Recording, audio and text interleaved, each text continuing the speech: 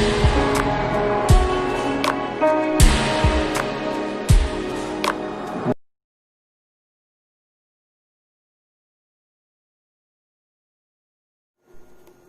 very happy good evening to all my dear students. Once again, I welcome you to the new video lecture of the coordination chemistry. Students, आज जो हम topic discuss करने जा रहे हैं वो examination point of view से बहुत इंपॉर्टेंट टॉपिक है और टॉपिक का नाम है स्टूडेंट ऑक्सीडेशन स्टेट। जैसा कि मैंने आपको पहले ही इस टॉपिक इस टर्मिनोलॉजी के बारे में मैंने आपको बताया था कि ऑक्सीडेशन स्टेट का मतलब होता है charge on the central metal atom. जो भी सेंट्रल मेटल एटम के ऊपर चार्ज होगा उसी को हम लोग कहते हैं ऑक्सीडेशन स्टेट। मतलब आज का हमारा टारगेट है, आज का हमारा एम है सेंट्रल मेटल एटम के ऊपर चार्ज निकालना। और एग्जामिनेशन में आपसे सीधा सीधा पूछेगा कि what is the oxidation state in the given complex. आपको यह भी हिंट नहीं करेगा कि सेंट्रल मेटल एटम के ऊपर आपको चार्ज निकालना है। ये आपको खुद समझ में आना चाहिए कि ऑक्सीडेशन स्टेट वर्ड का मीनिंग ही होता है charge, the value on the central metal atom. अगर हम कुछ बातों को ध्यान में रखें तो बड़े आसानी से हम लोग सेंट्रल मेटल एटम के ऊपर चार्ज को कैलकुलेट कर सकते हैं। मतलब हम लोग ऑक्सीडेशन स्टेट को कैलकुलेट कर सकते हैं। आइए उन इंपॉर्टेंट पॉइंट्स को हम लोग समझ लेते हैं।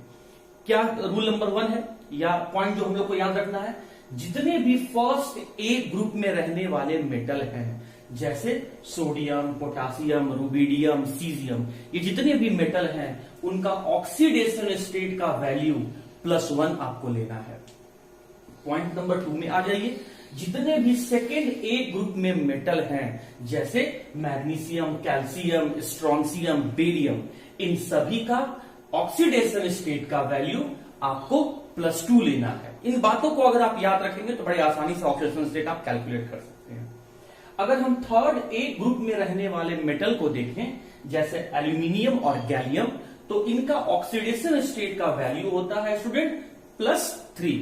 तो फर्स्ट ए ग्रुप में मेटल का +1, सेकेंड ए ग्रुप में मेटल का +2, थर्ड ए ग्रुप में मेटल्स का एल्यूमिनियम और गैलियम का +3। अब आप एक्सट्रीम राइट में आ जाइए, पीरियोडिक टेबल के बिल्कुल राइट हैंड साइड में आ जाइए। सेवेंथ ए ग्रुप में रहने वाले जो नॉन मेटल हैं जैसे फ्लोरीन, क्लोरीन, ब्रोमीन और आयोडीन, उनका ऑक्सीडेशन स्टेट का वैल्यू स्टूडेंट आपको दिमाग में रखना है -1 होगा।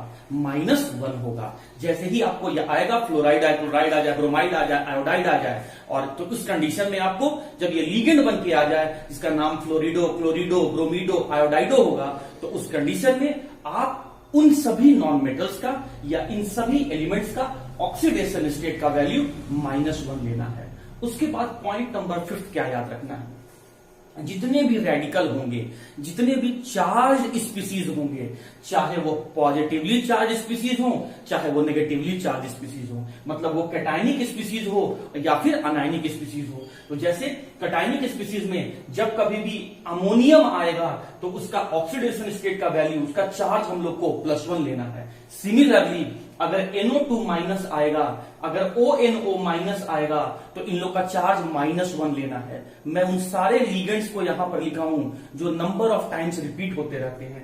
SCN- आएगा या NCS- आएगा तो इनका चार्ज आपको -1 लेना है। और नाम जरूर याद रखना स्टूडेंट, इसका नाम क्या था, नाइट्रो N, इसका क्या नाम था, नाइट्रो O, इसका क्या नाम था, थायोसाइनाटो S, इसका क्या नाम था, आइसोथायोसाइनाटो N। और याद कीजिए मैंने आपको 2 सेट याद करने बोला था जो कि कई बार रिपीट होने वाला है। Nitro N, nitro O, थायोसाइनाटो S और थायोसाइनाटो N। जब कभी भी लीगेंड बन के आएंगे तो इनके ऊपर का चार्ज आपको -1 लेना है। ऑक्सलेटो C2O4 ऑक्सलेटो जब कभी भी आएगा तो उसके ऊपर का चार्ज आपको कितना लेना है, -2 लेना है। इथिलीन, डायमीन, टेट्रा एसीटेटो जब कभी भी आएगा तो उसके ऊपर का चार्ज कितना लेना है, 4-। फॉस्फेटो, फॉस्फेटो जब कभी भी आएगा तो ये आपको इसके ऊपर का चार्ज कितना लेना है 3 माइनस। सल्फेटो जब कभी भी आएगा तो इसके ऊपर का चार्ज कितना लेना है 2 माइनस।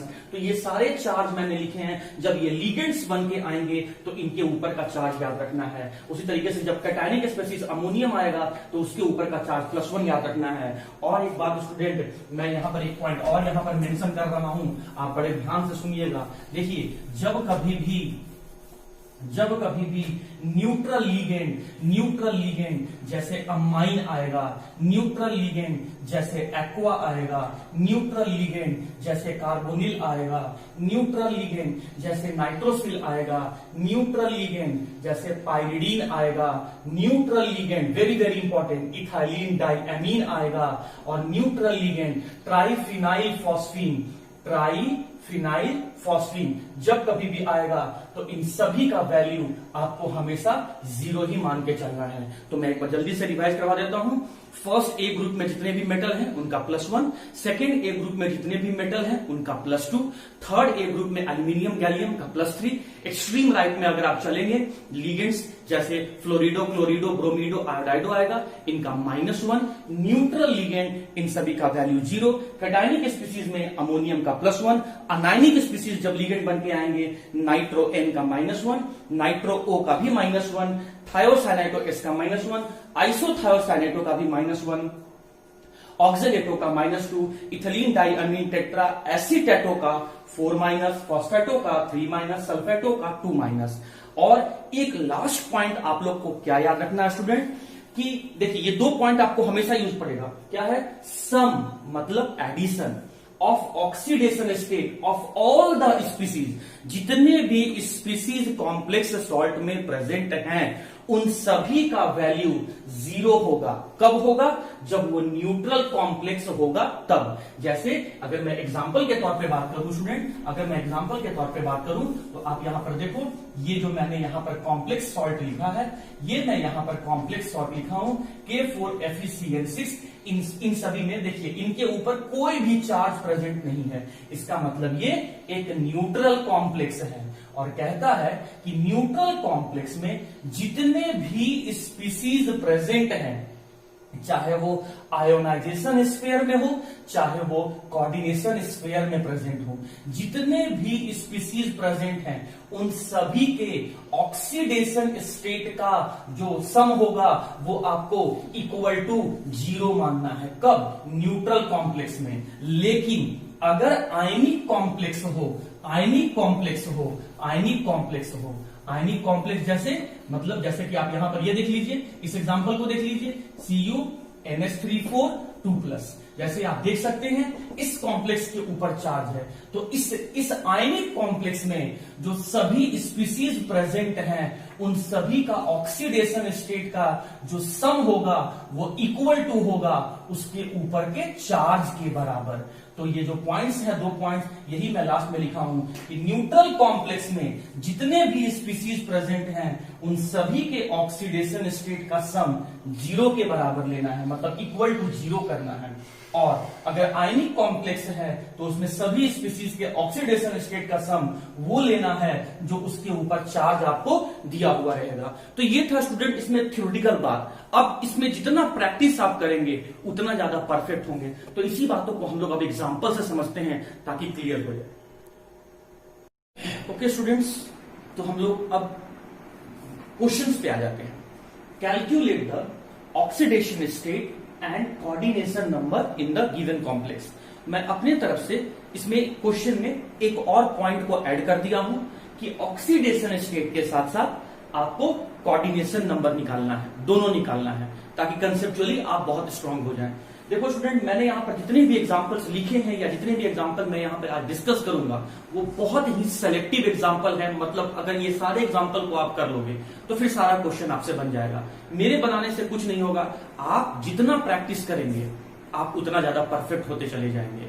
और जिस समय आप वर्बली, मतलब सिर्फ मुंह से ही आप वर्बली अगर कैलकुलेट करना सीख गए तो समझिए कि आप कंसेप्चुअली स्ट्रांग हो गए हैं। और प्रैक्टिस के लिए एनसीईआरटी में टेक्स्ट क्वेश्चन में जितना भी क्वेश्चन दिया हुआ है पेज नंबर 285, 286 पर आप उस क्वेश्चन को सॉल्व करें और डाउट्स आप मुझसे पूछ सकते हैं। फिलहाल मैं अभी यहां से क्वेश्चन स्टार्ट करता हूं। मुझे कहा गया है कि ऑक्सीडेशन स्टेट निकालो, मतलब मुझे कहा जा रहा है कि सेंट्रल मेटल एटम के ऊपर चार्ज निकालो। और ये बात आपको पता होना चाहिए कि सेंट्रल मेटल एटम जो है वो कोऑर्डिनेशन स्फीयर में लिखा हुआ होता है, और कोऑर्डिनेशन स्फीयर को पहचानने का जो पॉइंट है वो है कि हमेशा कोऑर्डिनेशन स्फीयर स्क्वायर ब्रैकेट में ही क्लोज रहता है। तो ये रहा मेरा स्क्वायर ब्रैकेट, और इसमें जो मेटल होगा वही मेरा सेंट्रल मेटल एटम होगा, और उसी के ऊपर का चार्ज हम लोग को कैलकुलेट करना है, मतलब उसी का ऑक्सीडेशन स्टेट हम लोग को कैलकुलेट करना है। मतलब मुझे यहां पर आयरन का ऑक्सीडेशन स्टेट कैलकुलेट करना है। तो स्टूडेंट आप जानते हैं कि पोटासियम जो है वो फर्स्ट ए ग्रुप का मेटल है, तो पोटासियम का ऑक्सीडेशन स्टेट क्या हो गया +1, और इसको मैंने यहां पर स्मॉल ब्रैकेट में क्लोज कर दिया। यहां पर ये बता रहा है कि ये ऑक्सीडेशन स्टेट लिखा हुआ है, और ये पोटासियम कितने टाइम लिखा हुआ है 4 टाइम, तो इनटू मैंने 4 कर दिया। फिर मैं आगे बढ़ा तो मुझे सेंट्रल मेटल एटम का ऑक्सीडेशन स्टेट तो कैलकुलेट करना है जो हमें पता नहीं है, तो इसीलिए इसका हम लोग x मान लेते हैं। सर इसका तो आपने +1 मान लिया, इसका कोई वैल्यू आप क्यों नहीं एज्यूम कर लेते हैं? तो स्टूडेंट आपको ये बात पता होना चाहिए कि आयरन जो है वो डी ब्लॉक का मेटल है, और डी ब्लॉक का मेटल जिसे हम ट्रांजिशन मेटल भी कहते हैं वो वेरिएबल ऑक्सीडेशन स्टेट का शो करता है। तो वेरिएबल में से वो +2, +3, +5, +4, +6 इसमें से कुछ भी वैल्यू शो कर सकता है, तो हमें तो फिक्स वैल्यू पता नहीं है। लेकिन पोटासियम जो अल्कली मेटल है, जो फर्स्ट ए ग्रुप का मेटल है, उसका जो ऑक्सीडेशन स्टेट का वैल्यू होता है वो एकदम फिक्स होता है, इसीलिए उसका वैल्यू हमें पता है। लेकिन जो आयरन है, जो ट्रांजिशन मेटल है, जो वेरिएबल ऑक्सीडेशन स्टेट शो कर रहा है, उसका एग्जैक्ट वैल्यू हमें पता नहीं है, इसलिए उस एग्जैक्ट वैल्यू को कैलकुलेट करने के लिए हम लोग ऑक्सीडेशन स्टेट निकालने जा रहे हैं। हाँ जी, तो आयरन का मैंने x मान लिया। उसके बाद स्टूडेंट आप लोग को पता होना चाहिए कि Cn जिसे साइनाइड, यानी इसके ऊपर एक नेगेटिव चार्ज होता है, और लिगेंड के फॉर्म में इसका नाम साइनाइडो होता है, तो एक नेगेटिव चार्ज है, इसीलिए प्लस, दैट इज साइनाइड के लिए मैंने यहां पर लिखा -1।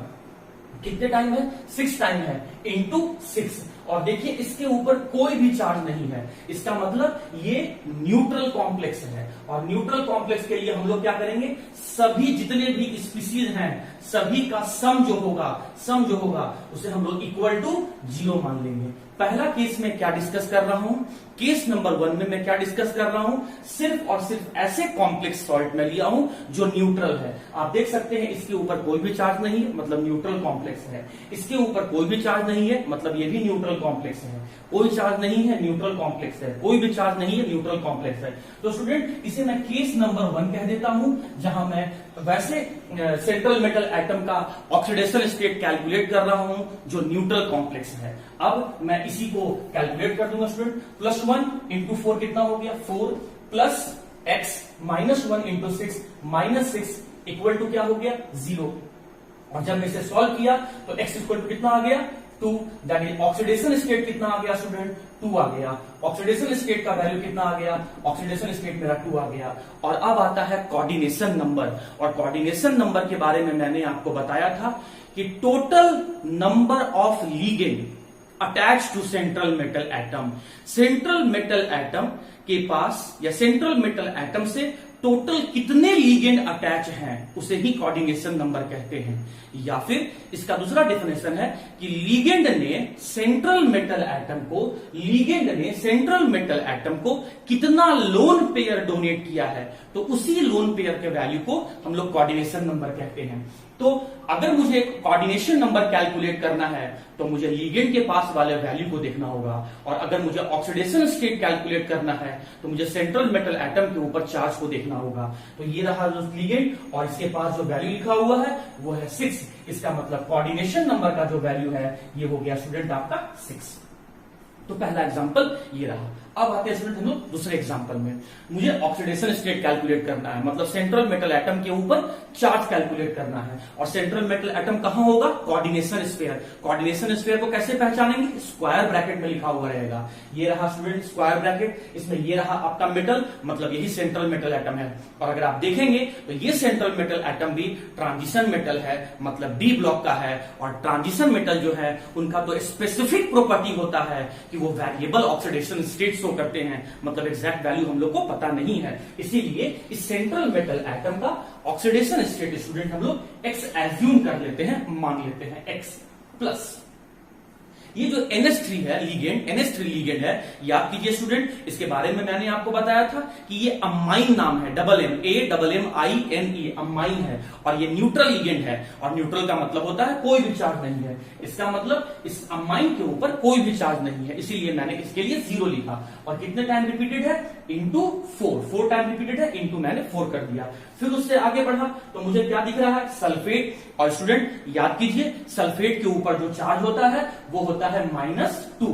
तो सभी के ऊपर चार्ज को मैंने स्मॉल ब्रैकेट से यहां पर लिखा हुआ है। अब आप देखो तो कहता है यहां पर इस कॉम्प्लेक्स सॉल्ट के ऊपर स्टूडेंट आप देख सकते हैं कोई भी चार्ज नहीं लिखा हुआ है। इसका मतलब ये न्यूट्रल कॉम्प्लेक्स है। और अगर न्यूट्रल कॉम्प्लेक्स है तो जितने भी स्पीसीज हैं सभी के ऑक्सीडेशन स्टेट का सम है, इसीलिए मैंने प्लस किया है। सभी के ऑक्सीडेशन स्टेट का सम इक्वल टू 0 मान के चलना है, इक्वल टू 0 मान के चलना है। तो चलिए इसको हम लोग सॉल्व करते हैं। x प्लस 0 इंटू 4 कितना हो गया स्टूडेंट? 0 प्लस -2 दैट हो गया -2 इक्वल्स टू 0। और इसे हम लोग जब सॉल्व किए तो x इक्वल्स टू कितना आ गया? 2 आ गया, मतलब ऑक्सीडेशन स्टेट का वैल्यू क्या आ गया? 2 आ गया। अब बात आता है कोऑर्डिनेशन नंबर का। तो कोऑर्डिनेशन नंबर हम लोग कहां पर देखते हैं? लीगेंड के पास। होता क्या है? लीगेंड कितना lone pair central metal atom को डोनेट किया है, या फिर लीगेंड ने सेंट्रल मेटल एटम के साथ कितना कोऑर्डिनेट बॉन्ड बनाया है, या कितना लीगेंड सेंट्रल मेटल एटम से अटैच है, वही कहलाता है कोऑर्डिनेशन नंबर। ये रहा स्टूडेंट लीगेंड। लीगेंड भी कहां लिखा हुआ होता है? स्क्वायर ब्रैकेट के अंदर ही लिखा हुआ होता है। तो ये रहा स्क्वायर ब्रैकेट, मेटल को छोड़ दीजिए, जो बचा हुआ पोर्शन है वही लीगेंड होगा। और लीगेंड के पास आपको वैल्यू क्या दिख रहा है? 4 दिख रहा है। इसका मतलब कोऑर्डिनेशन नंबर क्या होगा? कोऑर्डिनेशन नंबर इसका भी 4 हो जाएगा। अब आते हैं स्टूडेंट हम लोग थर्ड एग्जांपल पे। देखिए क्या लिखा हुआ है थर्ड एग्जांपल में?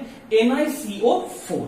हाँ जी, तो हमको क्या करना है? पहले ऑक्सीडेशन स्टेट कैलकुलेट करना है। तो मतलब हमको निकल का ऑक्सीडेशन स्टेट कैलकुलेट करना है। और स्टूडेंट आपको पता होना चाहिए कि निकल भी ट्रांजिशन मेटल है, डी ब्लॉक का मेटल है, जो कि वेरिएबल ऑक्सीडेशन स्टेट शो करता है। एग्जैक्ट वैल्यू नहीं है। एग्जैक्ट होता तो हम लोग तुरंत बोल देते कि भाई इसका एक एग्जैक्ट वैल्यू है, यही वैल्यू यहां पर होगा। लेकिन ये तो वेरिएबल ऑक्सीडेशन स्टेट शो करता है। +2, +3, +4 में से कोई भी वैल्यू हो सकता है। तो वो आखिर वो एग्जैक्ट वैल्यू क्या है? उन वैल्यूज में से एग्जैक्ट वैल्यू क्या है यहां पर जो ये शो कर रहा है, उसके लिए हम लोग कैलकुलेट करेंगे। इसका वैल्यू कितना मान लेते हैं स्टूडेंट? हम लोग x मान लेते हैं। प्लस CO का नाम कार्बोनिल है, और कार्बोनिल एक न्यूट्रल लिगेंड है। और न्यूट्रल लिगेंड, न्यूट्रल का तो मतलब ही होता है कोई भी चार्ज नहीं है, इसीलिए मैंने यहां पर 0 मान लिया। कितने टाइम्स है? 4 टाइम है, इंटू 4 कर दिया।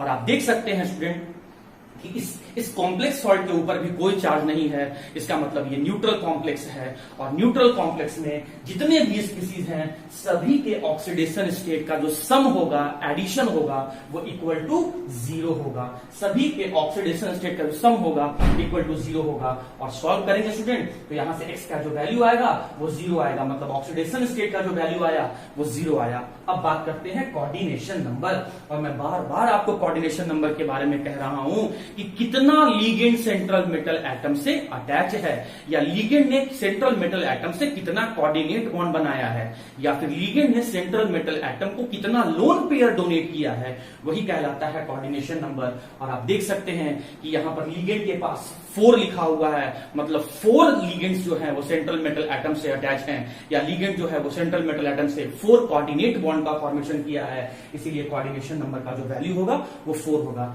अब मैं आता हूं स्टूडेंट इसके 4th पॉइंट पे, 4th कॉम्प्लेक्स सॉल्ट पे, जो कैसे कैलकुलेट करने जा रहे हैं हम लोग, है ना। तो आइए देखते हैं इसको कैसे। ओके स्टूडेंट्स, तो हम लोग ऑक्सीडेशन स्टेट कैलकुलेट कर रहे थे। जो नीचे जो कॉम्प्लेक्स सॉल्ट लिखा हुआ था उसको मैंने ऊपर लिख दिया। और ऑक्सीडेशन स्टेट का 3 एग्जांपल सॉल्व करने के बाद आप लोग समझ गए होंगे कि ऑक्सीडेशन स्टेट का मतलब होता है कि सेंट्रल मेटल एटम के ऊपर मुझे चार्ज कैलकुलेट करना है। और सेंट्रल मेटल एटम कैसे पहचानेंगे? जो कोऑर्डिनेशन स्फीयर में लिखा हुआ रहेगा। कोऑर्डिनेशन स्फीयर कैसे पहचानेंगे? स्क्वायर ब्रैकेट में लिखा हुआ रहेगा। तो ये रहा स्क्वायर ब्रैकेट और इसमें जो मेटल है वो कोबाल्ट है और कोबाल्ट जो है वही आपका यहाँ पर सेंट्रल मेटल एटम है। तो उसका हम लोग ऑक्सीडेशन स्टेट का वैल्यू कितना मान लें? x मान लेते हैं। हाँ जी, और उसके बाद क्या लिखा हुआ है? क्लोराइडो Cl, मतलब ये 7th A ग्रुप का नॉन मेटल है। तो इसका ऑक्सीडेशन स्टेट का वैल्यू कितना होगा? -1। तो ये लिखा मैंने -1। कितने टाइम है स्टूडेंट? इनटू 2 टाइम है, तो 2 कर दिया मैंने, इनटू 2 कर दिया। अब En जिसका नाम इथाइलिन डाइअमीन है, ये न्यूट्रल लिगेंड है, मतलब इसके ऊपर का चार्ज कितना होगा? 0। कितने टाइम्स है आपका स्टूडेंट? ये 2 टाइम्स है, तो इनटू 2 कर दिया। उसके बाद क्या लिखा हुआ है यहाँ पर? Cl, इसका वैल्यू कितना होगा? -1 और -1 ये लिखा मैंने -1। और न्यूट्रल कॉम्प्लेक्स है, मतलब इसके ऊपर कोई चार्ज नहीं है, तो जितने भी मैं यहाँ पर ऑक्सीडेशन स्टेट लिखा हूं इन सभी का सम इक्वल टू 0 होगा। आप सॉल्व करेंगे इसको यहाँ पर स्टूडेंट, x -1 इंटू 2, तो ये हो गया आपका -2, ये हो गया वैल्यू आपका 0, ये वैल्यू हो गया आपका -1 इक्वल टू 0। तो यहां से हो गया आपका x इक्वल्स टू हो गया आपका 3, मतलब आपका ऑक्सीडेशन स्टेट का वैल्यू क्या हो गया? यहाँ पे 3 हो गया। अब समझना कोऑर्डिनेशन नंबर बहुत इंपॉर्टेंट है स्टूडेंट। देखो कोऑर्डिनेशन नंबर के बारे में मैंने क्या बोला? सेंट्रल मेटल एटम से कितना लीगेंड अटैच है, या फिर लीगेंड ने कितना coordinate bond central metal atom से बनाया है, या फिर लीगेंड जो है वो सेंट्रल मेटल एटम को कितना लोन पेयर डोनेट किया है। तो स्टूडेंट आप यहां पर देखिए, ध्यान से देखिए, ये वाला कॉम्प्लेक्स सॉल्ट का कोऑर्डिनेशन नंबर अगर आप समझ गए तो फिर आपका ऑलमोस्ट पोर्शन खत्म होगा सर। देखिए आप यहां पर ध्यान दीजिए, ये आपका मोनोडेंटेट लीगेंड है, लेकिन ये आपका बाइडेंटेट लीगेंड है। और बाइडेंटेट लीगेंड का मतलब, कहने का मतलब कि उसने 2 कोऑर्डिनेट बॉन्ड बनाया है। मोनोडेंटेट लीगेंड का कहने का मतलब सेंट्रल मेटल एटम से 1 कोऑर्डिनेट बॉन्ड बनाया है। या फिर बाइडेंटेट लीगेंड का मतलब है कि उसने 2 लोन पेयर डोनेट किया है, और मोनोडेंटेट लीगेंड का मतलब है कि उसने 1 ही लोन पेयर डोनेट किया है। तो चलिए निकालते हैं। यहाँ पर ये मोनोडेंटेट लीगेंड है, तो इसके लिए 1 इंटू 2 कोऑर्डिनेशन नंबर निकालने जा रहे हैं। तो मोनोडेंटेट लीगेंड है, इसलिए 1 इंटू 2 प्लस ये बाइडेंटेट लीगेंड है स्टूडेंट, मतलब ये एक जो है, जो एक लीगेंड है ये 2 कोऑर्डिनेट बॉन्ड बनाया है, या फिर एक लीगेंड जो है ये 2 लोन पेयर डोनेट किया है। अगर आपको En इथाइलिन डाइअमीन का स्ट्रक्चर याद होगा स्टूडेंट, देखिए मैं बनाता हूं यहाँ पर, मैं कल आपको पिछले लेक्चर में मैंने आपको बताया था इथाइलिन डाइअमीन का स्ट्रक्चर। ये रहा आपका इथाइलिन डाइअमीन, जिसमें नाइट्रोजन के पास लोन पेयर प्रेजेंट था, और यही 2 नाइट्रोजन जो है, जो लेफ्ट और राइट में लिखा हुआ है, यही सेंट्रल मेटल एटम से कोऑर्डिनेट बॉन्ड बनाया था। तो आप देखिए कि ये जो आपका यहाँ पर बाइडेंटेट लीगेंड है, ये कितना कोऑर्डिनेट बॉन्ड बनाया? 2। ये कितना लोन पेयर डोनेट किया? तो 2। तो जब कभी भी बाइडेंटेट लीगेंड आ जाए तो समझ जाना कि वो आपका 2 कोऑर्डिनेट बॉन्ड बनाएगा या 2 लोन पेयर डोनेट करेगा। तो En जो कि बाइडेंटेट लीगेंड है, ये आपका 2 लोन पेयर बनाएगा, 2 लोन पेयर डोनेट किया है या 2 कोऑर्डिनेट बॉन्ड बनाएगा, तो 2 लिख दिए। और ये कितने टाइम्स है? ये आपका 2 टाइम है। तो अगर आप इसको सॉल्व करेंगे तो ये आपका 2 प्लस यहाँ पे 4, मतलब सॉल्व करने पर जो कोऑर्डिनेशन नंबर का वैल्यू आ रहा है स्टूडेंट, ये आ रहा है आपका 6। तो बाइडेंटेट लीगेंड जब रहे, जब बाइडेंटेट लीगेंड जब स्टूडेंट रहे, तो बाइडेंटेट लीगेंड में कोऑर्डिनेशन नंबर निकालने का तरीका होता है 2 इंटू डेंटिसिटी। 2 इंटू डेंटिसिटी, तो यहां पर मैंने 2 लिखा, और डेंटिसिटी कितना लोन पेयर डोनेट किया है, तो इंटू 2 कर दिया, तो ये आ गया 4, और यही 4 मैंने यहां पर लिखा था। और मोनोडेंटेट के लिए क्या हो जाएगा? 1 इंटू डेंटिसिटी, तो 1 और डेंटिसिटी कितना है? 2, तो ये 1 इंटू 2 हो गया, और 2 प्लस 4 जब मैंने किया तो ये आ गया स्टूडेंट आपका 6। तो इस तरीके से हम लोग यहां पर पहले कॉम्प्लेक्स सॉल्ट में ऑक्सीडेशन नंबर और कोऑर्डिनेशन नंबर हम लोगों ने कैलकुलेट कर दिया। अब स्टूडेंट आते हैं अगले कॉम्प्लेक्स सॉल्ट की तरफ। तो अगर अगले कॉम्प्लेक्स सॉल्ट की तरफ हम लोग आते हैं स्टूडेंट, इसमें हम लोग को ऑक्सीडेशन स्टेट और कोऑर्डिनेशन नंबर कैलकुलेट करना है। ऑक्सीडेशन नंबर का मतलब सेंट्रल मेटल एटम के ऊपर चार्ज, और सेंट्रल मेटल एटम कैसे पहचानेंगे? जो स्क्वायर ब्रैकेट में लिखा हुआ है, ये रहा स्क्वायर ब्रैकेट, और इसमें जो मेटल है ये है एल्यूमिनियम, मतलब हम लोग को एल्यूमिनियम के ऊपर का चार्ज कैलकुलेट करना है। तो चलिए स्टार्ट करते हैं। Oxidation number, potassium first A group का मेटल है, इसका मतलब इसका ऑक्सीडेशन स्टेट का वैल्यू कितना होगा? +1। कितने टाइम्स है स्टूडेंट? 3 टाइम है, तो इंटू 3 कर दिया। आगे बढ़िए। एल्यूमिनियम का ऑक्सीडेशन स्टेट हमको निकालना है, इसीलिए x मान लिए। उसके बाद ये रहा आपका ऑक्सीलेटो, और याद होगा स्टूडेंट कि इसके ऊपर का चार्ज मैंने आपको बताया था -2, तो इसलिए मैंने यहां पर लिख दिया -2। कितने टाइम्स है? 3 टाइम है, इंटू 3 कर दिया। और न्यूट्रल कॉम्प्लेक्स है, मतलब कोई चार्ज नहीं है, तो सभी का सम क्या हो जाएगा? Equal to 0। अब इसको सॉल्व कर दो। +1 इंटू 3 क्या हो गया? 3x, -2 इंटू 3 क्या हो गया? -6 इक्वल्स टू 0। x बराबर क्या आ गया? 3 आ गया। मतलब जो ऑक्सीडेशन स्टेट का वैल्यू आया ये आपका 3 आया। अब आता है कोऑर्डिनेशन नंबर। तो कोऑर्डिनेशन नंबर के लिए आपको लिगेंड के पास जाना होगा, और लिगेंड का पहले आपको नेचर देखना होगा कि मोनोडेंटेट है कि बाइडेंटेट है कि ट्राइडेंटेट है कि टेट्राडेंटेट है कि पेंटाडेंटेट है कि हेक्साडेंटेट है। ये C2O4 ऑक्सीलेटो, अगर आपको याद होगा तो ऑक्सीलेटो एक बाइडेंटेट लिगेंड है, और अगर बाइडेंटेट लिगेंड का अगर हमको कोऑर्डिनेशन नंबर निकालना है तो उसका फॉर्मूला क्या था? 2 इंटू डेंटिसिटी। अगर मोनोडेंटेट लिगेंड होता तो यहां पर 1 इंटू डेंटिसिटी, ट्राइडेंटेट होता तो 3 इंटू डेंटिसिटी, टेट्राडेंटेट होता तो 4 इंटू डेंटिसिटी, पेंटाडेंटेट लिगेंड होता तो 5 इंटू डेंटिसिटी, हेक्साडेंटेट लिगेंड होता तो 6 इंटू डेंटिसिटी। यहां पर मैंने ये बाइडेंटेट लिगेंड है इसीलिए मैंने 2 इंटू डेंटिसिटी लिखा। 2 क्यों लिखा? क्योंकि ये जो लिगेंड है ये सेंट्रल मेटल एटम को 2 लोन पेयर डोनेट करता है, या फिर उसके साथ 2 कोऑर्डिनेट बॉन्ड बनाता है, इसीलिए मैंने यहां पर 2 लिखा। हाँ जी, तो यहां पर 2 लिखा हुआ है तो 2 की जगह 2 लिख दिया, और डेंसिटी कितना शो कर रहा है? 3 शो कर रहा है। इसका मतलब जो कोऑर्डिनेशन नंबर का स्टूडेंट जो वैल्यू आया ये आया आपका 6। तो ये रहा ऑक्सीडेशन स्टेट और ये रहा कोऑर्डिनेशन नंबर। अब मैं आता हूं स्टूडेंट लास्ट एग्जांपल पे। तो लास्ट एग्जांपल पे आप देखेंगे कि कैसे ऑक्सीडेशन स्टेट और कोऑर्डिनेशन नंबर मैं कैलकुलेट करने जा रहा हूं। ओके स्टूडेंट, तो अब आप यहां पर देखिए कि ये आपको जो यहां पर ऑक्सीडेशन स्टेट इसमें कैलकुलेट करना है। तो ऑक्सीडेशन स्टेट का मतलब होता है कि सेंट्रल मेटल एटम के ऊपर का चार्ज आपको कैलकुलेट करना है। और सेंट्रल मेटल एटम को कैसे पहचानेंगे? जो कोऑर्डिनेशन स्फीयर, मतलब जो स्क्वायर ब्रैकेट में लिखा हुआ रहेगा, और स्क्वायर ब्रैकेट में जो सेंट्रल मेटल है वो है आपका प्लैटिनम, और प्लैटिनम के बाद जितने भी हैं वो सब का सब लिगेंड है। अगर कोऑर्डिनेशन नंबर कैलकुलेट करना है तो लिगेंड को देखो, और अगर ऑक्सीडेशन स्टेट कैलकुलेट करना है तो इसका मतलब सेंट्रल मेटल एटम के ऊपर के चार्ज को देखो। तो प्लैटिनम का मुझे निकालना है, तो इसीलिए मैं प्लैटिनम के लिए मैं क्या लिख देता हूं? x मान लेता हूं। ये मैंने लिखा इसके लिए x प्लस अमाइन जो है ये न्यूट्रल लिगेंड है, इसीलिए मैंने इसके लिए लिखा 0। कितने टाइम्स है स्टूडेंट? 2 टाइम्स है, इसीलिए मैंने इंटू 2 कर दिया। उसके बाद यहां पर क्लोराइड और Cl के लिए वैल्यू क्या होगा? -1, तो इसीलिए मैंने यहां पर लिख दिया -1। अब आगे बढ़े NO2 के लिए मैंने चार्ज आपको क्या बताया था? -1 है तो 1 टाइम लिखा हुआ है तो इंटू 1 करने की कोई जरूरत नहीं है। उसके बाद देखिए न्यूट्रल कॉम्प्लेक्स है, इसके ऊपर कोई भी चार्ज नहीं है, तो जितना भी वैल्यू लिखे हैं सभी का सम आप इक्वल टू 0 कर देंगे।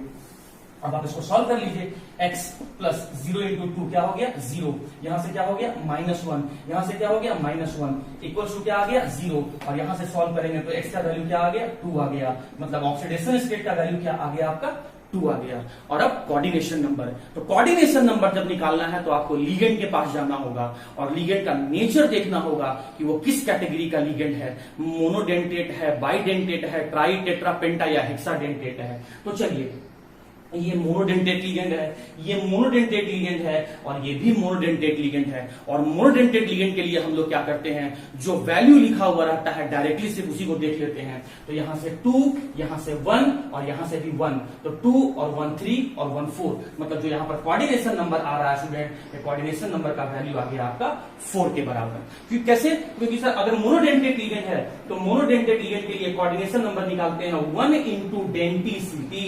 डेंटिसिटी आपको साफ साफ दिखेगा, बस आपको याद रखना है कि मोनोडेंटेट है कि बाइडेंटेट है कि ट्राई है कि टेट्रा है कि पेंटा है कि हेक्सा है। अगर मोनो रहेगा तो यहाँ 1 कर देना, बाइडेंटेट है 2 कर देना, ट्राइडेंटेट है तो 3 कर देना, टेट्राडेंटेट है तो 4 कर देना, पेंटाडेंटेट है तो 5 कर देना, हेक्साडेंटेट है तो 6 कर देना। आपको सिर्फ मोनो, डाइडेंटेट या बाइडेंटेट और आपको हेक्साडेंटेट, ये 3 का एग्जांपल आपको याद रखना है। तो यहाँ पर जितने भी लिगेंड है सब मोनोडेंटेट है, तो इसीलिए मैंने 1 लिखा। और डेंसिटी कैलकुलेट कर लो, जो नीचे सबस्क्रिप्ट लिखा हुआ है, जो वैल्यू लिखा हुआ है उसको जोड़ दो। 2, इसके नीचे कुछ नहीं लिखा हुआ है तो 1 3 हो गया, और इसके नीचे कुछ नहीं लिखा हुआ है तो 1, तो 1 और 1 2 और 2 4, तो 1 इंटू मैंने 4 किया, तो कोऑर्डिनेशन नंबर कितना आ गया स्टूडेंट? कोऑर्डिनेशन नंबर 4 आ गया। और यही मैंने यहाँ पर कोऑर्डिनेशन नंबर आपको दिखाया है। तो इस तरीके से आप ऑक्सीडेशन नंबर और कोऑर्डिनेशन नंबर कैलकुलेट कर सकते हैं। मैं अभी और भी एग्जाम्पल आपके साथ। ओके स्टूडेंट्स, तो फिर मैं अगला 3 एग्जांपल डिस्कस करने जा रहा हूँ। ऑक्सीडेशन स्टेट निकालना है, मतलब मुझे सेंट्रल मेटल एटम के ऊपर चार्ज निकालना है। तो सेंट्रल मेटल एटम कैसे पहचानेंगे? जो स्क्वायर ब्रैकेट में लिखा हुआ रहेगा, ये रहा क्रोमियम सेंट्रल मेटल एटम, ये रहा कोबाल्ट सेंट्रल मेटल एटम, और ये रहा मेरा यहाँ भी क्रोमियम जो है वो सेंट्रल मेटल एटम है। अब मुझे इसी के ऊपर का चार्ज निकालना है। ये सभी का सभी न्यूट्रल कॉम्प्लेक्स है। वो मैंने कैसे पहचाना? क्योंकि देखिए इसके ऊपर कोई भी चार्ज नहीं लिखा हुआ है, कोई भी चार्ज नहीं लिखा हुआ है, कोई भी चार्ज नहीं लिखा हुआ है, मतलब ये न्यूट्रल कॉम्प्लेक्स है। चलिए स्टार्ट करते हैं। NH4 अमोनियम, इसके ऊपर चार्ज कितना होता है? +1। तो ये मैंने लिखा है यहाँ पे +1। अच्छा, कितने टाइम लिखा हुआ है? ये 1 टाइम लिखा हुआ है, तो +1 × 1, तो ये +1 ही रह जाएगा। आगे बढ़िए। उसके बाद क्रोमियम, इसका तो मुझे निकालना है, इसीलिए मैंने इसका X मान लिया। उसके बाद NH3, ये तो न्यूट्रल लिगेंड है, तो इसका वैल्यू कितना होता है ऑक्सीडेशन स्टेट का? 0। कितने टाइम लिखा हुआ है? 2 टाइम, तो × 2 कर दिया। अब यहाँ पे आ गया HCN, थायोसाइनेटो नाम था, इसके ऊपर का चार्ज कितना होता है? -1, और कितने टाइम लिखा हुआ है? × 4 कर दिया मैंने। और सभी का सम किसके इक्वल हो जाएगा? सभी के सम कितने? ऑक्सीडेशन स्टेट का सम इक्वल टू 0 हो जाएगा। क्यों इक्वल टू 0 हो जाएगा? क्योंकि ये न्यूट्रल कॉम्प्लेक्स है। अब स्टूडेंट्स को मैं सॉल्व कर देता हूं। तो यहां से निकल के आ गया 1, यहां से आ गया x, यहां से आ गया 0, इसको सॉल्व करने पर 0, और यहां से सॉल्व किए आप यहां से, तो ये हो गया -4 इक्वल्स टू आ गया यहाँ पे 0, और x का जो वैल्यू हमने सॉल्व किया वो आ गया आपका 3, मतलब ऑक्सीडेशन स्टेट का जो वैल्यू है वो आ गया 3। अब मुझे निकालना है कोऑर्डिनेशन नंबर। मैं कोऑर्डिनेशन नंबर इसलिए मैं आपको निकालने के लिए बता रहा हूं स्टूडेंट, कि आगे चैप्टर में कोऑर्डिनेशन नंबर आपको निकालने के लिए, अगर आप निकालने अगर आपको आ जाएगा तो आगे चैप्टर में बहुत हेल्पफुल होगा। तो चलिए लिगेंड को पहचानते हैं। ये तो मोनोडेंटेट लिगेंड है, तो 1 × डेंसिसिटी, तो 1 × 2, प्लस ये भी मोनोडेंटेट लिगेंड है, तो कोऑर्डिनेशन नंबर क्या हो जाएगा? 1 × डेंसिसिटी, और डेंसिसिटी कितना है? 4, तो 1 × 2 कितना हो गया? 2, और 1 × 4 कितना हो गया? 4, तो 4 + 2 कितना हो गया स्टूडेंट? 6, तो कोऑर्डिनेशन नंबर क्या हो गया? 6 हो गया। चलिए मैं अगले कॉम्प्लेक्स सॉल्ट में आ रहा हूं। सेंट्रल मेटल एटम कौन है? कोबाल्ट, इसीलिए मैंने इसका X मान लिया, प्लस न्यूट्रल लिगेंड है, मतलब इसका चार्ज का वैल्यू क्या होगा? 0। आगे बढ़िए। एक्वा, ये भी न्यूट्रल लिगेंड है, तो इसका भी हो जाएगा 0। ये 1 टाइम है, तो मैं × 1 नहीं कर रहा हूं क्योंकि अंडरस्टूड है स्टूडेंट। उसके बाद Cl, इसके ऊपर का चार्ज कितना होता है स्टूडेंट? -1, तो मैंने यहां पर कर दिया -1।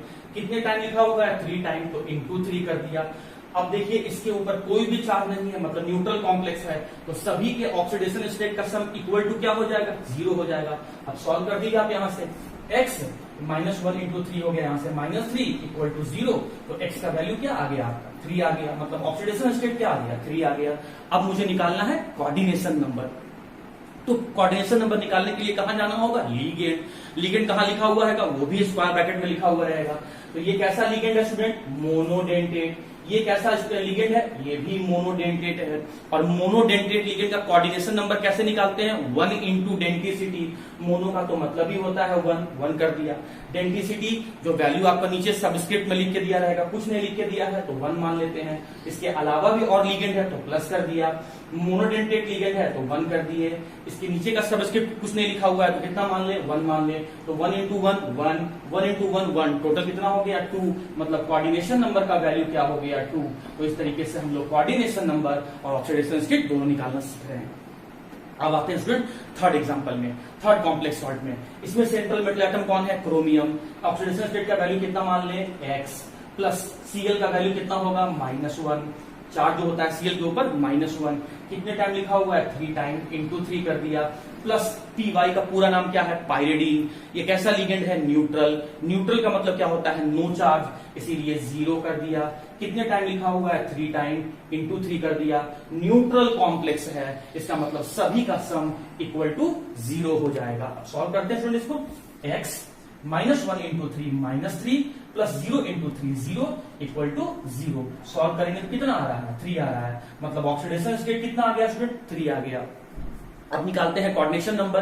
कोऑर्डिनेशन नंबर के लिए क्या करते हैं? लिगेंड के पास जाएंगे। लिगेंड का पहले नेचर पता करेंगे कि वो मोनो कैटेगरी का है कि bi di tetra penta hexa category का है। तो चलिए ये रहा लिगेंड। लिगेंड कैसे पहचानते हो? वो भी स्क्वायर ब्रैकेट में लिखा हुआ रहेगा। यहाँ पर Cl जो है वो मोनोडेंटेट लिगेंड है। Py जो है ये भी मोनोडेंटेट लिगेंड है। मोनो का मतलब क्या होता है? 1, और यहाँ पर डेंसिटी कितना लिख के दिया है? 3, प्लस मोनो का मतलब क्या होता है 1, डेंसिटी कितना लिख के दिया है 3, तो 3 + 3 कितना हो गया 6, मतलब जो यहाँ से कोऑर्डिनेशन नंबर हो गया वो हो गया आपका 6। तो इस तरीके से आप ऑक्सीडेशन नंबर और कोऑर्डिनेशन नंबर दोनों कैलकुलेट कर सकते हैं। मैं कुछ और एग्जांपल आपसे डिस्कस करता हूं। जितना मैं एग्जांपल यहाँ पर आपको सॉल्व करके दे रहा हूं, ये सारे अपने कॉपी में खुद से प्रैक्टिस करो। अगर ये सारा एग्जांपल आप सॉल्व कर लोगे तो फिर आप किसी भी बुक का कोई भी क्वेश्चन बनाओगे स्टूडेंट, बहुत आसानी से सॉल्व हो जाएगा। मैं सेलेक्टिव क्वेश्चन, जो अच्छे क्वेश्चन है, इसमें student number of time confuse होते हैं या गलती करते हैं, मैं वैसे ही क्वेश्चन को।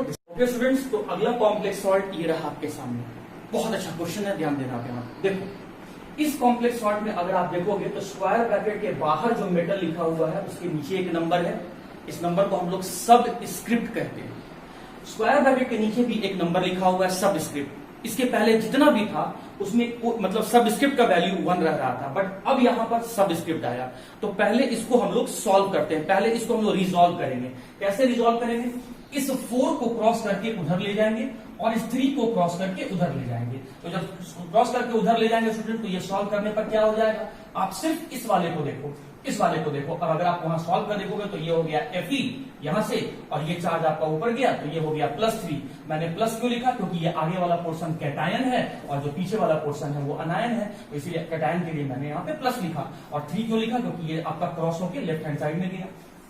उसके बाद आप यहां लिखे Fe, यहां लिखे हैं आप यहां पे CN6, और ये वैल्यू जब क्रॉस होकर राइट में गया तो ये हो गया 4। ये अनायन वाला पार्ट है, इसीलिए इसके लिए मैंने यहां पर लिखा -4। आपको पता होना चाहिए स्टूडेंट कि सेंट्रल मेटल एटम के ऊपर आपको चार्ज निकालना है। मतलब हमको सिर्फ इस अनायन वाले पोर्शन से मतलब है, मतलब मैं सिर्फ इस पर ध्यान दूंगा। और अगर आप इसको रिजॉल्व करके लाओगे तो ये आएगा FeCN6 का होल 4- आएगा। अब आप इसको सॉल्व कर दो स्टूडेंट। तो इसमें सेंट्रल मेटल एटम कौन है? ये आयरन है, तो इसका कितना मान लें हम लोग? X मान लेते हैं। प्लस साइनाइड के ऊपर चार्ज कितना होता है? -1, और कितने टाइम लिखा हुआ है? 6 टाइम, तो इंटू 6 कर दिया। क्या ये न्यूट्रल कॉम्प्लेक्स है? नहीं, ये न्यूट्रल कॉम्प्लेक्स नहीं है, क्योंकि उसके ऊपर का चार्ज लिखा हुआ है। मतलब ये आयनिक स्पीसीज है, और आयनिक स्पीसीज का जो आयनिक स्पीसीज है या आयनिक कॉम्प्लेक्स रहता है उसमें सभी के ऑक्सीडेशन स्टेट का जो वैल्यू होगा वो इक्वल टू चार्ज के बराबर होगा। तो चार्ज लिखा हुआ है दैट इज -4। सॉल्व करेंगे तो x -6 इक्वल्स टू -4, और सॉल्व किया स्टूडेंट तो x का वैल्यू कितना आ गया? 2 आ गया। मतलब ऑक्सीडेशन स्टेट कितना आ गया? ऑक्सीडेशन स्टेट इसका आ गया आपका 2। अब बात आता है कोऑर्डिनेशन नंबर। तो कोऑर्डिनेशन नंबर के लिए मुझे किसको देखना होता है? लिगेंड को। और लिगेंड को देखने के लिए मैंने पहले उसका नेचर को देखूंगा। लिगेंड कहाँ लिखा हुआ रहता है? स्क्वायर ब्रैकेट के अंदर। तो ये तो सेंट्रल मेटल एटम है, तो बचा हुआ जो होगा वही लिगेंड होगा स्टूडेंट। तो ये लिगेंड है। पहले बताओ लिगेंड का नेचर कैसा है? मोनोडेंटेट है। मोनोडेंटेट के लिए मैंने क्या लिखा? 1, और डेंसिटी कितना लिख के दिया है? 6। इसका मतलब जो कोऑर्डिनेशन नंबर आ रहा है वो कितना आ रहा है? कोऑर्डिनेशन नंबर जो आ रहा है वो 6 आ रहा है। तो इस तरीके से हम लोग इस कॉम्प्लेक्स सॉल्ट का भी ऑक्सीडेशन नंबर और कोऑर्डिनेशन नंबर कैलकुलेट कर लिए। आप जितना प्रैक्टिस करेंगे स्टूडेंट उतना ही आप इसमें परफेक्ट होते जाइएगा।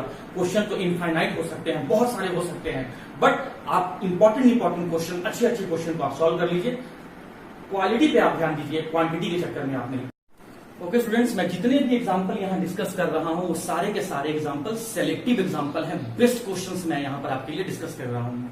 चलिए, तो इसमें मुझे निकालना है ऑक्सीडेशन स्टेट। निकालते हैं स्टूडेंट। पोटासियम का ऑक्सीडेशन स्टेट का वैल्यू कितना होता है? 1। कितने टाइम है? ये आपका 1 टाइम है, तो 1 × 1 कर दिया। प्लस क्रोमियम का निकालना है तो x कर दिया मैंने यहाँ पर। ये न्यूट्रल लिगेंड है तो इसका 0 मान लेना है।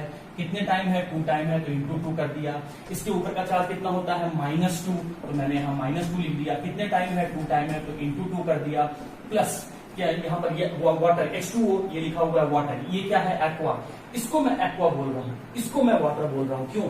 क्योंकि ये नॉर्मल मॉलिक्यूल है और ये लिगेंड है। तो जब लिगेंड की तरह बिहेव करेगा तो नाम एक्वा, नॉर्मल मॉलिक्यूल की तरह बिहेव करेगा तो इसका मतलब इसका नाम वाटर।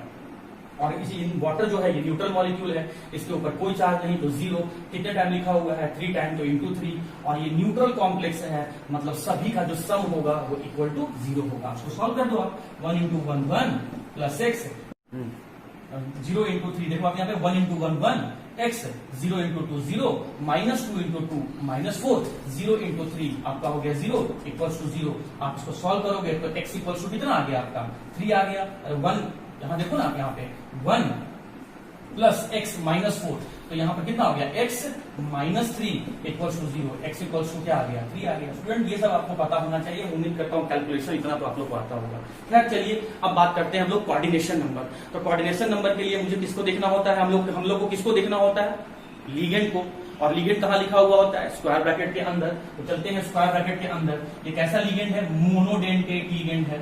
ये कैसा लीगेंड है, ये बाइडेंटेट लीगेंड है। मोनोडेंटेट लीगेंड के लिए, मोनो के लिए क्या लिख लें 1, कितने टाइम लिखा हुआ, डेंटिसिटी कितना दिया हुआ है 2, प्लस बाइडेंटेट के लिए हम लोग क्या मान लेंगे 2, डेंटिसिटी कितना लिखा हुआ है इंटू 2, तो यहाँ से 2 और यहाँ से 4। तो कोऑर्डिनेशन नंबर कितना आ गया स्टूडेंट, कोऑर्डिनेशन नंबर आ गया आपका 6। तो ये रहा आपका ऑक्सीडेशन स्टेट और ये रहा आपका कोऑर्डिनेशन नंबर। तो पहला केस में मैं सिर्फ वैसे कॉम्प्लेक्स सॉल्ट को डिस्कस कर रहा था जो न्यूट्रल कॉम्प्लेक्स था, मतलब उसके ऊपर कोई भी चार्ज नहीं था। अब केस नंबर 2 में मैं ऐसे कॉम्प्लेक्स सॉल्ट को डिस्कस करूंगा जो आयनिक कॉम्प्लेक्स होंगे, मतलब कॉम्प्लेक्स सॉल्ट के ऊपर या तो पॉजिटिव चार्ज होगा या तो नेगेटिव चार्ज होगा। आइए उसको भी डिस्कस कर लेते हैं हम लोग। ओके स्टूडेंट्स, तो जितने भी इसके पहले जितने भी क्वेश्चंस में हम लोगों ने ऑक्सीडेशन स्टेट और कोऑर्डिनेशन नंबर कैलकुलेट किया वो न्यूट्रल कॉम्प्लेक्स था, मतलब उसके ऊपर कॉम्प्लेक्स के ऊपर कोई भी चार्ज नहीं था। लेकिन अब केस 2 में हम लोग आयनिक कॉम्प्लेक्स डिस्कस करेंगे, मतलब कॉम्प्लेक्स के ऊपर या तो पॉजिटिव चार्ज होगा या तो नेगेटिव चार्ज होगा। यहाँ दोनों कॉम्प्लेक्स सॉल्ट के ऊपर नेगेटिव चार्ज है, मतलब अनायनिक कॉम्प्लेक्स हम लोग डिस्कस करने जा रहे हैं। और आइए देखते हैं कैसे कैलकुलेट करेंगे। इसमें सेंट्रल मेटल कौन है, क्रोमियम। इसमें सेंट्रल मेटल कौन है, आयरन। चलिए पहले इसको सॉल्व करते हैं। तो सेंट्रल मेटल एटम का ऑक्सीडेशन स्टेट निकालना है, कितना मान ले x, प्लस C2O4 के ऊपर चार्ज कितना होता है -2, और कितने टाइम है 3 टाइम है, तो इंटू 3 कर दिया। और इन सभी का सम, अब तो कुछ बचा नहीं, तो इन सभी का सम किसके बराबर हो जाएगा, 0 के बराबर नहीं होगा। 0 के इक्वल कब होता था, जब ये न्यूट्रल कॉम्प्लेक्स था तब। लेकिन अब ये अनायनिक कॉम्प्लेक्स है, तो सभी स्पीसीज के ऑक्सीडेशन स्टेट का जो सम होगा वो इक्वल टू उस वैल्यू के होगा जो चार्ज यहां लिख के दिया है। और इसके ऊपर चार्ज क्या लिख के दिया है, -3। चलिए x -2 इंटू 3 क्या हो गया, -6, यहाँ पर इक्वल टू -3। आप जब सॉल्व करेंगे तो x का वैल्यू कितना आ जाएगा, 3 आ जाएगा, मतलब ऑक्सीडेशन स्टेट क्या हो गया, 3 हो गया। अब कोऑर्डिनेशन नंबर में, तो कोऑर्डिनेशन नंबर कैलकुलेट करना है स्टूडेंट। तो कोऑर्डिनेशन नंबर में पहले देखो, कोऑर्डिनेशन नंबर देखने के लिए किसके पास जाते हैं, लीगेंड के पास। लीगेंड का पहले नेचर बताओ, कैसा लीगेंड है, ये बाइडेंटेट लीगेंड है, मतलब 2 इंटू डेंटिसिटी हो जाएगा। और डेंटिसिटी कितना लिख के दिया है 3, तो 2 इंटू 3 यानी कोऑर्डिनेशन नंबर क्या हो गया, 6 हो गया। तो कोऑर्डिनेशन नंबर आ गया और ये ऑक्सीडेशन स्टेट हो गया। आइए अगले एग्जांपल की तरफ चलते हैं। मुझे इसमें निकालना है सेंट्रल मेटल एटम का चार्ज, मतलब ऑक्सीडेशन स्टेट निकालना है। क्या मान लूं, x मान लेता हूं। उसके बाद EDTA, और EDTA आपको पता होना चाहिए स्टूडेंट कि EDTA जिसका नाम इथाइलिन डाइएमीन टेट्रा एसीटेटो है, इसके ऊपर चार्ज होता है -4 के बराबर, -4 के बराबर। और ये कितने टाइम लिखा हुआ है, 1 टाइम लिखा हुआ है, तो इंटू 1 कर दिया, इक्वल टू, अगर न्यूट्रल कॉम्प्लेक्स है तो यहाँ 0 हो जाएगा, और अगर न्यूट्रल नहीं है तो यहाँ पर कोई ना कोई वैल्यू होगा, कोई ना कोई चार्ज होगा, और चार्ज वही होगा जो वो लिख के दिया होगा। और यहाँ चार्ज कितना लिख के दे रहा है, -1। अब सॉल्व कर देते हैं, x -4 into 1 that is -4 equals to -1। और जब आप इसको सॉल्व करेंगे तो ये वैल्यू आपका 3 के इक्वल आ जाएगा। इसका मतलब जो है यहाँ पर स्टूडेंट आपका ऑक्सीडेशन नंबर 3 हो गया। अब बात आता है कोऑर्डिनेशन नंबर। कोऑर्डिनेशन नंबर के लिए हमें किसके पास जाना होगा, लीगेंड के पास। और ये किस नेचर का लीगेंड है, ये हेक्साडेंटेट लीगेंड है। तो हेक्सा के लिए क्या लिखा, 6 इंटू क्या हो जाएगा, डेंटिसिटी। डेंटिसिटी का वैल्यू कितना लिख के दिया है, 1, तो 6 इंटू 1 हो जाएगा। और कोऑर्डिनेशन नंबर का वैल्यू हो गया 6। तो इस तरीके से आप ऑक्सीडेशन नंबर और कोऑर्डिनेशन नंबर कैलकुलेट। आयनिक कॉम्प्लेक्स में ही हम लोग केस 2 के आयनिक कॉम्प्लेक्स में ही कुछ और एग्जांपल हम लोग डिस्कस करते हैं। आप देख सकते हैं ये न्यूट्रल कॉम्प्लेक्स नहीं है, ये आयनिक कॉम्प्लेक्स है। कैसे, कॉम्प्लेक्स सॉल्ट के ऊपर चार्ज लिखा होगा, कॉम्प्लेक्स सॉल्ट के ऊपर देखिए चार्ज लिखा हुआ है, और चार्ज में भी कौन सा चार्ज है, पॉजिटिव चार्ज है, मतलब ये कैटायनिक कॉम्प्लेक्स है। तो चलिए निकालते हैं इसमें ऑक्सीडेशन स्टेट और कोऑर्डिनेशन नंबर। यहाँ पर सेंट्रल मेटल एटम कौन है, यहाँ पर प्लैटिनम। इसका कितना मान ले, x कैलकुलेट करना है, x मान लिए। Cl के ऊपर चार्ज कितना होता है, -1, कितने टाइम है, 2 टाइम है। En के ऊपर चार्ज क्या होता है, 0, कितने टाइम है स्टूडेंट, 2 टाइम है। और अब कुछ नहीं है तो इक्वल टू, और इक्वल टू में क्या हम यहाँ 0 लिखेंगे, नहीं। जब न्यूट्रल कॉम्प्लेक्स होता तब इक्वल टू 0 करते हैं, लेकिन ये आयनिक कॉम्प्लेक्स है तो यहाँ पर वो वैल्यू होगा जो वो चार्ज के फॉर्म में लिख के दिया है। और चार्ज के फॉर्म में लिख के क्या दिया है, +2। अब सॉल्व कर दो इसको, x -1 into 2 -2 plus 0 into 2 0 equals 2 हो गया स्टूडेंट यहाँ पर 2, और सॉल्व करेंगे तो x का वैल्यू क्या आ गया 4, मतलब ऑक्सीडेशन स्टेट क्या हो गया 4। कोऑर्डिनेशन नंबर अब निकालते हैं। कोऑर्डिनेशन नंबर के लिए मुझे लिगेंड को देखना होगा, और लिगेंड यहाँ पर 1 और 2 मतलब 2 डिफरेंट टाइप का है, जहां पर Cl जो है ये मोनोडेंटेट लिगेंड है, और जो इथाइलिन डायमीन है वो बाइडेंटेट लिगेंड है। तो मोनोडेंटेट लिगेंड के लिए क्या लिखेंगे 1 इंटू डेंटिसिटी, मैं शॉर्ट में लिखा हूं, प्लस बाइडेंटेट के लिए क्या लिखेंगे 2 इंटू डेंटिसिटी। चलिए 1 इंटू डेंटिसिटी कितना नंबर लिख के दिया है 2, प्लस 2 इंटू डेंटिसिटी कितना नंबर लिख के दिया है 2। आप सॉल्व कर दें स्टूडेंट, तो यहां से 4 और यहां से 2, मतलब ये हो गया 6। तो कोऑर्डिनेशन नंबर, इस कॉम्प्लेक्स सॉल्व का कोऑर्डिनेशन नंबर क्या हो गया 6, और ऑक्सीडेशन नंबर क्या हो गया 4। इसका मतलब मेटल ने कितने इलेक्ट्रॉन को लूज किया है 4, कितना लिगेंड जुड़ा हुआ है सेंट्रल मेटल एटम से 6। अब आइए इसमें निकालते हैं, ध्यान से देखिए चलना। ये रहा सेंट्रल मेटल एटम, इसका ऑक्सीडेशन स्टेट निकालना है तो x मान लिया, प्लस ये न्यूट्रल है तो इसके ऊपर चार्ज क्या होता है 0, कितने टाइम स्टूडेंट 2 टाइम है तो इंटू 2 कर दिया, प्लस इसके ऊपर चार्ज कितना होता है -1, तो -1 इंटू 2 टाइम लिखा हुआ है, इंटू 2 कर दिए। उसके बाद En ये न्यूट्रल लिगेंड है तो 0, अब उसके अलावा इसका इक्वल टू, अब तो कुछ है नहीं तो इसके बाद इक्वल टू, और इक्वल टू के बाद हम मुझे यहाँ पर अगर न्यूट्रल कॉम्प्लेक्स होता तो 0 कर देते हैं, लेकिन आयनिक कॉम्प्लेक्स है तो यहाँ पर हम वो वैल्यू को लिखेंगे जो यहाँ पर इसके ऊपर चार्ज के फॉर्म में होगा, कितना है 1। सॉल्व कर दे स्टूडेंट, x 0 इंटू 2 क्या हो गया 0, -1 इंटू 2 क्या हो गया -2, इक्वल टू हो गया 1, और x बराबर क्या हो गया 3, मतलब ऑक्सीडेशन स्टेट का वैल्यू हो गया इसका 3। अब मुझे निकालना है कोऑर्डिनेशन नंबर। कोऑर्डिनेशन नंबर के लिए किसको देखना होगा लिगेंड को, तो लिगेंड देखिए यहाँ 1 2 3 टाइप का है, 3 टाइप का लिगेंड है। ये कैसा है मोनोडेंटेट लिगेंड है, मतलब 1 इंटू डेंटिसिटी, प्लस ये भी मोनोडेंटेट लिगेंड है तो 1 इंटू डेंटिसिटी, प्लस ये बाइडेंटेट लिगेंड है मतलब 2 इंटू डेंटिसिटी। मैं डेंटिसिटी को शॉर्ट में लिखा हूं, एग्जाम में आपको ये फॉर्मूला दिखाने का जरूरत नहीं है, आप डायरेक्ट वैल्यू लिख सकते हैं।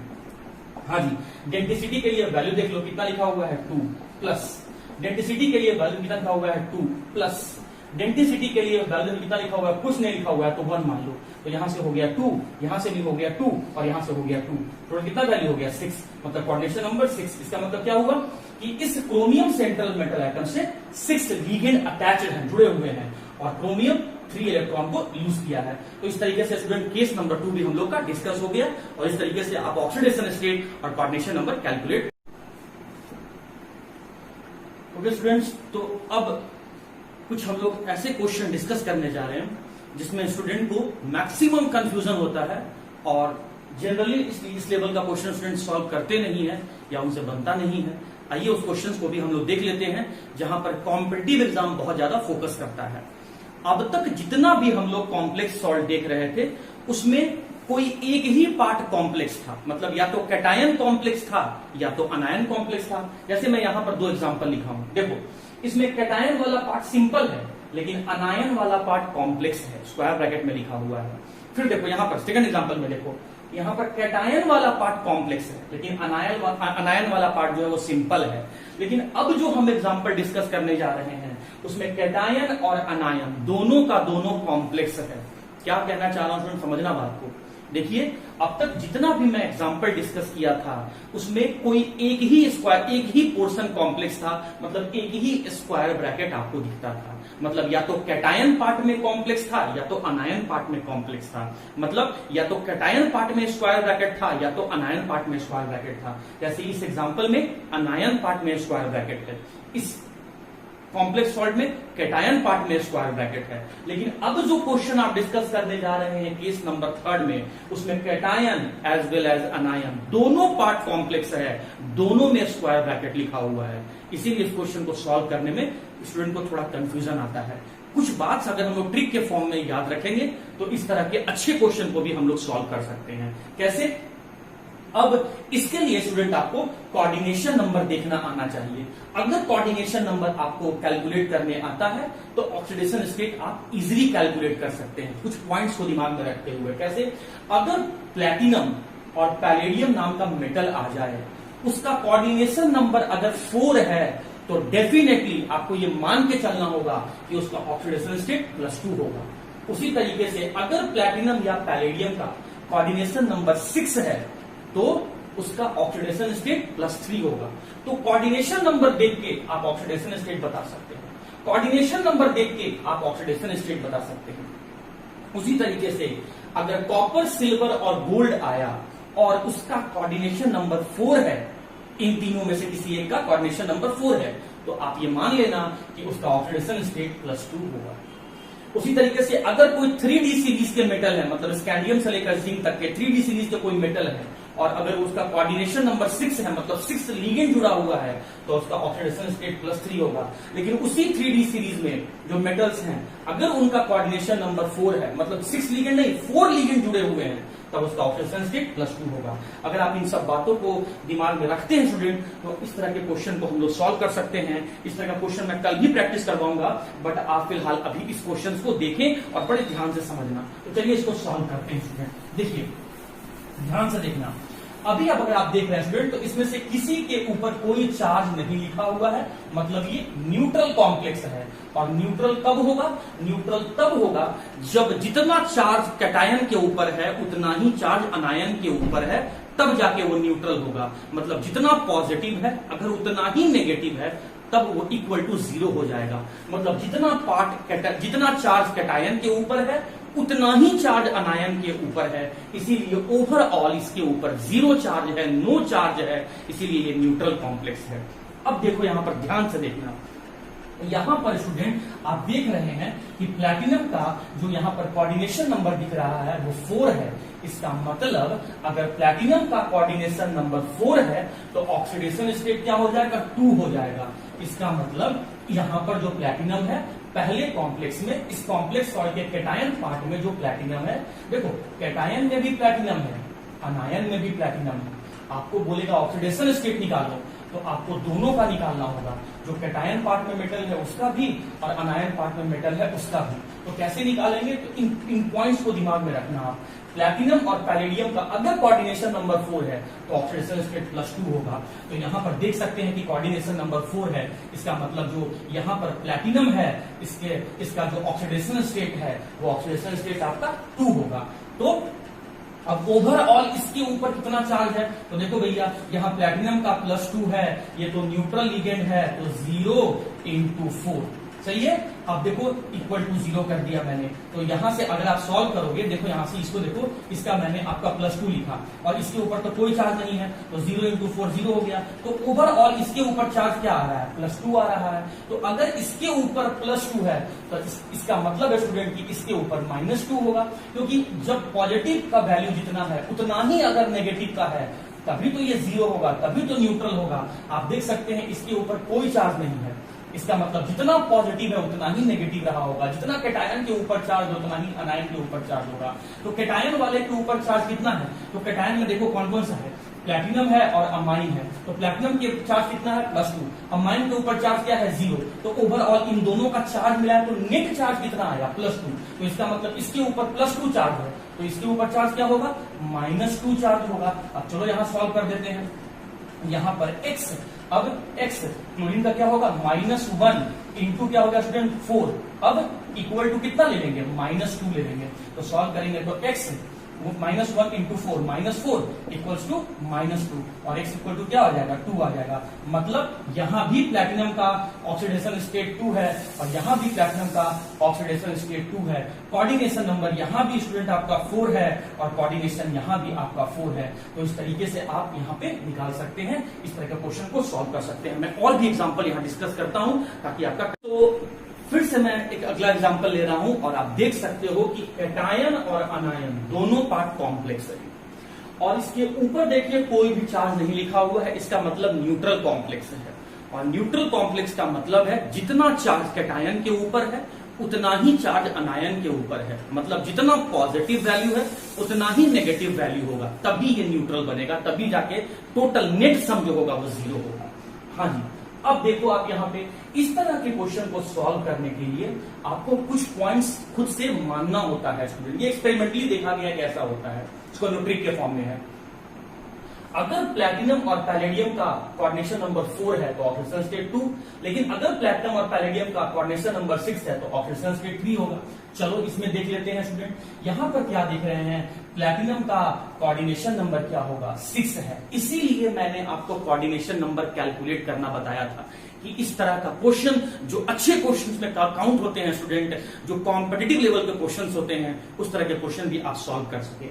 तो यहाँ पर कोऑर्डिनेशन नंबर क्या है, 6 है। ये तो आप जान रहे हैं ना कि दोनों का दोनों मोनोडेंटेट लिगेंड है, तो 1 इंटू डेंसिटी हो जाएगा, तो 1 इंटू 4 और 1 इंटू 2, मतलब यहाँ पर कोऑर्डिनेशन नंबर क्या है, 6 है। और अगर कोऑर्डिनेशन नंबर प्लैटिनम का 6 है तो ऑक्सीडेशन स्टेट क्या होगा, 3 होगा। मतलब प्लैटिनम के ऊपर चार्ज 3, ये तो न्यूट्रल है, तो 0 इंटू 4 क्या हो गया, 0, माइनस 1 इंटू 2 क्या हो गया, -2। मतलब जो नेट चार्ज निकल के आ रहा है वो नेट चार्ज क्या हो गया, +1। तो इसके ऊपर अगर +1 चार्ज है तो इसके ऊपर चार्ज क्या होगा, -1। तो इसीलिए मैं यहां पर लिख दे रहा हूं अपने मन से -1। यहां का तो प्लैटिनम का ऑक्सीडेशन स्टेट आपको मालूम चल गया कि ये +3 है। अब इसका आपको निकालना है, तो यहाँ पर x का वैल्यू कितना आ गया, 3, यहाँ तो मालूम चल गया। अब इसका निकालना है स्टूडेंट, बड़ा आसान सा क्वेश्चन है, आप ध्यान से समझिए, कंफ्यूजन नहीं है, इस पॉइंट को आप सिर्फ याद रखो ना, बन जाएगा। तो इसका क्या मान ले, x, -1 चार्ज होता है तो -1 लिखे। देखो x प्लैटिनम का x मान लिए, क्लोरीन का चार्ज कितना होता है, -1 इंटू कितना है, 4, इक्वल टू कितना हो जाएगा, -1। सॉल्व करोगे x -4 equals to -1, x equals to क्या हो गया, 3 हो गया। तो ऑक्सीडेशन नंबर अनायन में रहने वाले प्लैटिनम का 3, ऑक्सीडेशन नंबर कैटायन में रहने वाले प्लैटिनम का 3। अब कोऑर्डिनेशन नंबर निकाल दो स्टूडेंट, 4 और +2 क्या हो गया, 6, और यहाँ पर कोऑर्डिनेशन नंबर क्या हो गया आपका, 4। तो इस तरीके से हम लोग यहाँ पर सॉल्व कर सकते हैं इस तरह के क्वेश्चन को। मैं और भी एग्जाम्पल यहाँ पर डिस्कस करता हूँ ताकि कंसेप्चुअली आप समझ जाएं, बस आपके प्रैक्टिस। ओके स्टूडेंट्स, तो हम लोग अब अगले क्वेश्चन की तरफ देख रहे हैं, अगले एग्जांपल्स को देखते हैं। यहां भी देखिए कैटायन और अनायन दोनों पार्ट कॉम्प्लेक्स है और दोनों के ऊपर कोई चार्ज नहीं लिखा हुआ है, मतलब ये भी कॉम्प्लेक्स सॉल्ट आपका न्यूट्रल कॉम्प्लेक्स सॉल्ट है। इसका मतलब है जितना चार्ज इस वाले कॉम्प्लेक्स सॉल्ट लेफ्ट में लिखे हुए कॉम्प्लेक्स के ऊपर है, उतना ही चार्ज राइट में लिखे हुए कॉम्प्लेक्स के ऊपर है। मतलब जितना चार्ज कैटायन के ऊपर है उतना ही चार्ज अनायन के ऊपर है, जितना पॉजिटिव वैल्यू है उतना ही नेगेटिव वैल्यू है, और तब जाके नेट वैल्यू 0 होगा और वो न्यूट्रल कहलाएगा। एक बात स्टूडेंट, अब चलिए यहाँ पर सेंट्रल मेटल कौन है, सिल्वर है।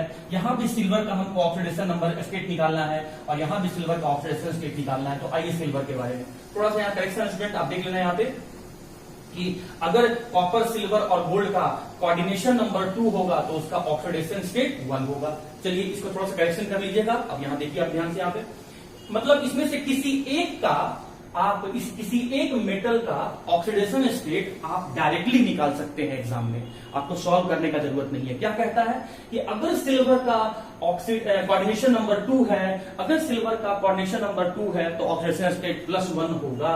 मतलब यहां पर सिल्वर का ऑक्सीडेशन स्टेट आपका +1 है, +1 है। अब इसके ऊपर निकालना है ऑक्सीडेशन स्टेट, इसमें निकालना है हमको सिल्वर का ऑक्सीडेशन स्टेट। तो पहले देख लेते हैं कि इसके ऊपर नेट चार्ज कितना आ रहा है, तो +1 और ये 0 है, तो 0 इंटू 2 0, तो नेट वैल्यू कितना आ गया, +1 आ गया। इसका मतलब इसके ऊपर +1 है। तो न्यूट्रल करने के लिए, ओवरऑल पूरे को न्यूट्रल करने के लिए जितना पॉजिटिव है उतना ही नेगेटिव होना चाहिए। मतलब अगर इसके ऊपर +1 है तो इसके ऊपर -1 है, तो हम लोग को इसके ऊपर का -1 मालूम चल गया। अब सॉल्व कर देते हैं। इसका x साइनाइड के ऊपर चार्ज -1 होता है, तो यहां से हो गया स्टूडेंट आपका -1 इंटू 2 और इक्वल टू कितना दिया हुआ है, -1। तो x -2 इक्वल्स टू -1, और अगर आप सॉल्व करेंगे तो x इक्वल्स टू 1 आ गया। मतलब यहां भी सिल्वर का ऑक्सीडेशन स्टेट 1 है और यहां भी सिल्वर का ऑक्सीडेशन स्टेट 1 है। और बात आता है कोऑर्डिनेशन नंबर का, तो कोऑर्डिनेशन नंबर यहाँ 2 है और यहाँ भी कोऑर्डिनेशन नंबर आपका 2 है। तो आप कोऑर्डिनेशन नंबर भी देख के ऑक्सीडेशन स्टेट निकाल सकते हैं। और जब दोनों का कॉम्प्लेक्स है, कैटायन और अनायन दोनों पार्ट कॉम्प्लेक्स है, तो आपको ये टेबल से ही हिंट लेकर आपको इस तरह से ऑक्सीडेशन स्टेट कैलकुलेट करना होगा। अब तक मैं जो 3 एग्जांपल डिस्कस किया उसमें दोनों में कॉम्प्लेक्स में सेंट्रल मेटल एटम सेम था। अब मैं एक एग्जांपल ऐसा ले रहा हूं स्टूडेंट कि न्यूट्रल कॉम्प्लेक्स तो रहेगा, दोनों कॉम्प्लेक्स भी रहेगा, लेकिन दोनों में सेंट्रल मेटल एटम आपका चेंज रहेगा। लेकिन उससे आपको घबराना नहीं है, इसी कंसेप्ट को आपको फॉलो करना है। तो हर तरह का क्वेश्चन आपसे कि कैटायन और अनायन दोनों पार्ट कॉम्प्लेक्स है, ओवरऑल न्यूट्रल है, लेकिन दोनों में सेंट्रल मेटल एटम आपका चेंज है। इस बार और भी डिफरेंट क्वेश्चन कर दिए, कुछ नहीं करना है। अगर दोनों कैटायन और अनायन पार्ट कॉम्प्लेक्स है तो आप ये टेबल दिमाग में रखें, रफ में बना लें और क्वेश्चन को सॉल्व कर सकते हैं। जनरली इस लेवल का क्वेश्चन स्टूडेंट जैक बोर्ड नहीं अभी तक पूछा है, लेकिन पूछ सकता है। कॉम्पिटिटिव एग्जाम इस तरह के क्वेश्चन पूछा हुआ है, तो इसलिए मैंने आपको बता दिया।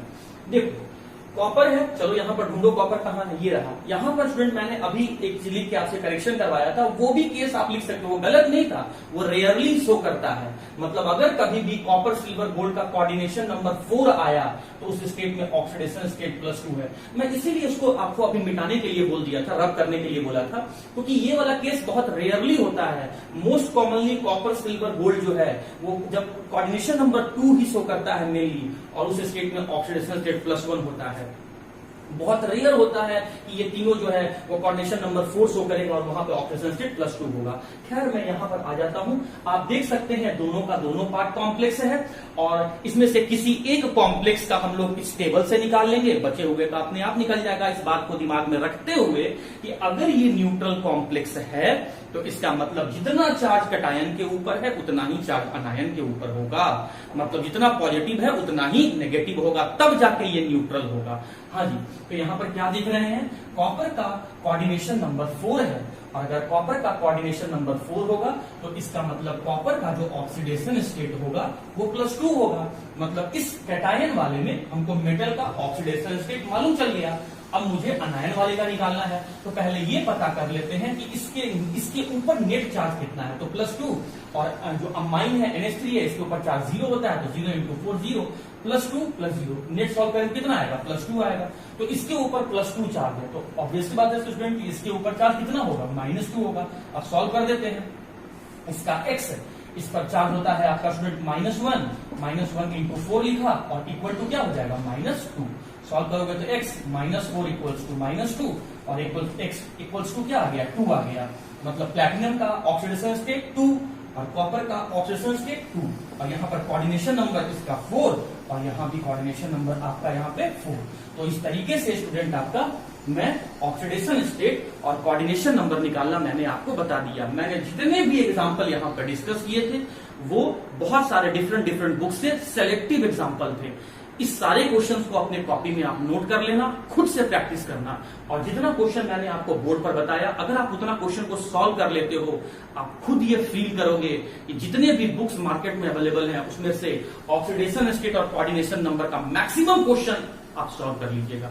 इनकेस कोई भी ऐसा क्वेश्चन आपको मिलता है जहां पर कंफ्यूजन है या आपको लगता है कि इस पैटर्न से अलग है, तो आप बिल्कुल मुझसे डिस्कस कर सकते हैं। कल हम लोग नोमेनक्लेचर डिस्कस करेंगे स्टूडेंट। तो जब आपको ऑक्सीडेशन नंबर और कोऑर्डिनेशन नंबर कैलकुलेट करने आएगा तब आपको इस तरह के कॉम्प्लेक्स सॉल्ट का नेमिंग करने के लिए आएगा। तो आज वाले जो क्वेश्चंस हैं, आज वाला जो टॉपिक मैंने पढ़ाया, आज वाला कंसेप्ट जो मैंने आपको सिखाया, उसको बहुत अच्छे से आप पढ़ लेना।